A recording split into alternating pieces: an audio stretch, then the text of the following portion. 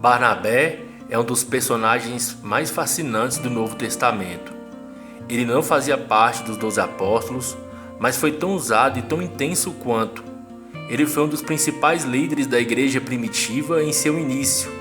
Nesse vídeo, vamos contar um pouco sobre a sua história e mostrar que Barnabé foi um dos maiores discipuladores que existiu. Primeiramente, quero já falar que Barnabé não é seu verdadeiro nome.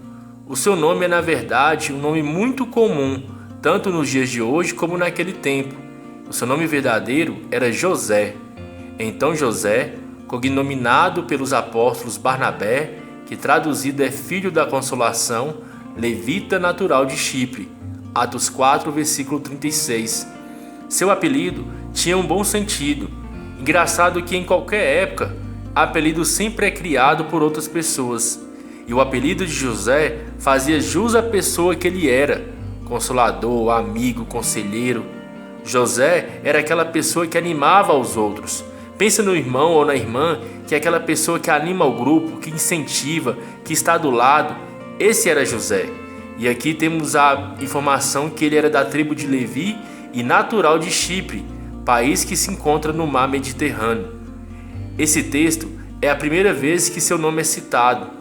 E o versículo seguinte diz: possuindo uma herdade, vendeu-a e trouxe o preço e o depositou aos pés dos apóstolos. Atos 4, versículo 37. Clemente de Alexandria, que foi um teólogo e historiador do segundo século, disse que Barnabé fazia parte do grupo dos 70 que andavam com Jesus. Esse grupo foi enviado para uma missão de evangelização, descrito em Lucas capítulo 10. Nessa missão, Jesus ensina aos discípulos a irem evangelizar e dá algumas recomendações, mas organiza o grupo enviando-os de 2 em 2 discípulos. Barnabé, assim como muitos discípulos, estavam com o coração totalmente voltado à união e à caridade. Eles viviam como uma verdadeira comunidade, tudo era comum entre eles. E era um o coração e a alma da multidão dos que criam. E ninguém dizia que coisa alguma dos que possuía era sua própria, mas todas as coisas lhes eram comuns. E os apóstolos davam com grande poder testemunho da ressurreição do Senhor Jesus. E em todos eles havia abundante graça. Não havia, pois, entre eles necessitado algum, porque todos os que possuíam herdades ou casas, vendendo-as, traziam o preço do que fora vendido e o depositavam aos pés dos apóstolos. E repartia-se cada um segundo a necessidade que cada um tinha. Atos 4, versículo 32 ao 35. Barnabé gozava de grande prestígio entre os apóstolos. Ele abraçou Saulo quando muitos o desprezavam. Ele tinha características de um bom discipulador. Ele era corajoso, desprendido das coisas materiais, paciente, companheiro. Ele enxergava talento nos outros, dava às pessoas confiança. Ele era visionário e um bom companheiro. E quando Saulo chegou a Jerusalém, procurava juntar-se aos discípulos, mas o temiam, não crendo que fosse discípulo. Então Barnabé, tomando-o consigo, o trouxe aos apóstolos e lhes contou como no caminho ele vira ao Senhor e lhe falara como em Damasco falara ousadamente no nome de Jesus. E andava com eles em Jerusalém, entrando e saindo. Atos 9, versículo 26 ao versículo 28.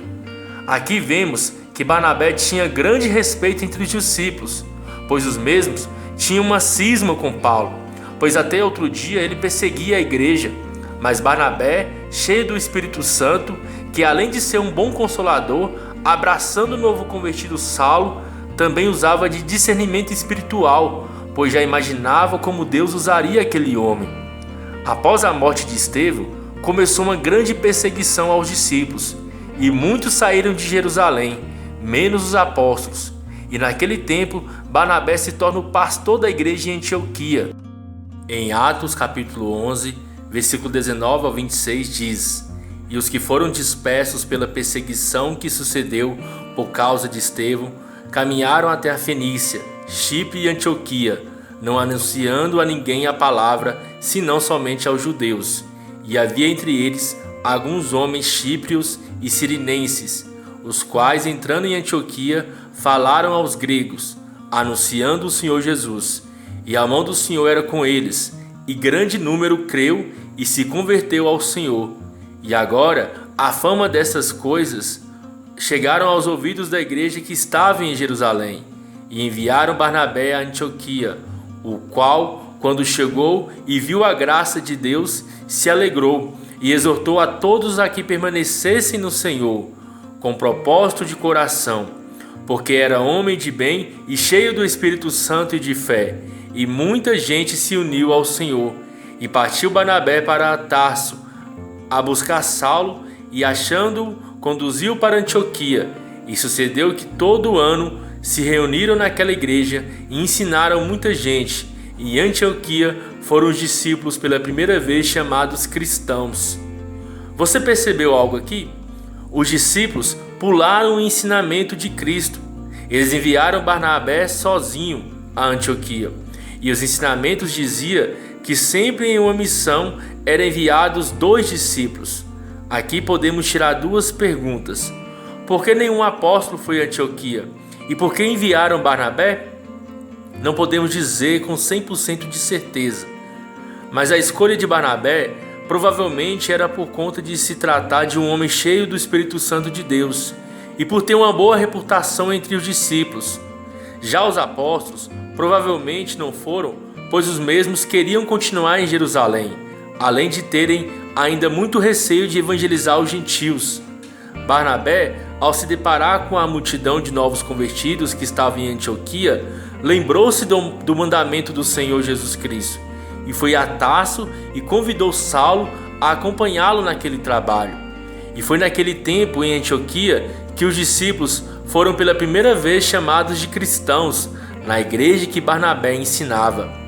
E os discípulos determinaram mandar, cada um conforme o que pudesse, socorro aos irmãos que habitavam na Judéia, o que eles com efeito fizeram, enviando aos anciãos por mão de Barnabé e de Saulo. Atos 11, versículo 29 ao versículo 30. Nessa passagem, que Barnabé e Saulo voltam a Jerusalém para ajudar a igreja, aqui mostra que a igreja de Antioquia socorre a igreja mãe em Jerusalém. Após terminarem o serviço, Barnabé e Saulo voltam para Antioquia e levam consigo João Marcos.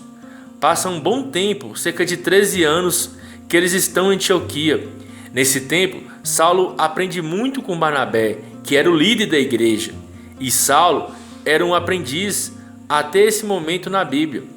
Sempre quando citados os dois, vemos primeiramente a citação ao nome de Barnabé.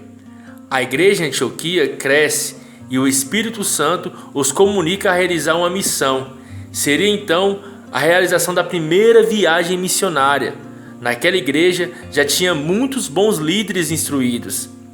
E na igreja que estava em Antioquia havia alguns profetas e doutores, a saber, Barnabé e Simeão chamado Níger, e Lúcio Cirineu, e Manaém, que foram criados com Herodes o Tetrarca, e Saulo. E servindo eles ao Senhor e jejuando, disse o Espírito Santo: Apartai-me a Barnabé e a Saulo, para a obra a que os tenho chamado. Então, jejuando e orando, e pondo sobre eles as mãos, os expediram. E assim estes, enviados pelo Espírito Santo, desceram a Seleucia, e dali navegaram para Chipre. E chegados a Salamina, anunciavam a palavra de Deus nas sinagogas dos judeus. E tinha também a João como cooperador. Atos 13, versículo 1 ao versículo 5. Existiam muitos outros líderes capacitados naquela igreja. Aquele ministério era multirracial, pessoas de muitas etnias diferentes, mas quis o Senhor que Paulo fosse o homem que acompanharia Barnabé. Percebe-se que até esse momento Barnabé já era um líder formado e com muitas experiências, e Saulo, um discípulo que o acompanhava em seus passos. O jovem João Marcos também o acompanhara como cooperador daquela obra, mas o mesmo os deixa sozinhos e volta a Jerusalém. Nessa primeira viagem missionária, Barnabé e Paulo são usados pelo Senhor, e eles relatam isso aos apóstolos.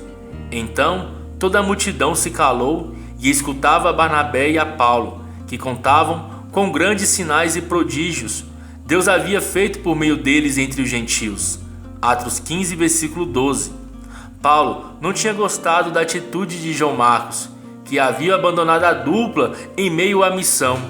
E passado algum tempo, Paulo e Barnabé decidem fazer mais uma viagem missionária, e agora tudo muda.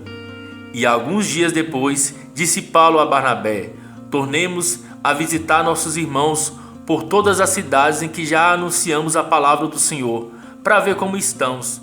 E Barnabé aconselhava que tomassem consigo a João, chamado Marcos.